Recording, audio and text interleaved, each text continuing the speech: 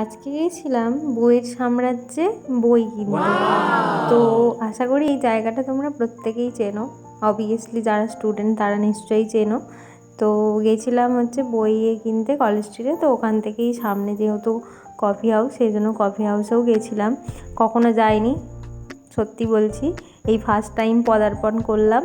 আর এই যে এরকম বাইরে লেখা আছে কফি হাউস, সেই কফি হাউসের আড্ডাটা সেরকমই আজকে একটু আড্ডা মারতে গেছিলাম বন্ধুদের সাথে। বেশ মোটামুটি ভালোই ভিড় হয়েছিল।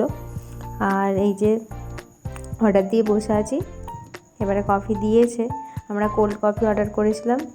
একটু প্রাণ ফিরে এলো এটা খাওয়ার পরে।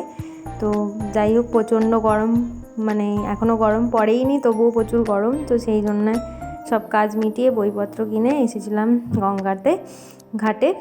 এসে একটু হাওয়া খেয়ে, আর ফ্রিতে হাওয়া, যাই হোক, তো পরিবেশটাও খুব সুন্দর।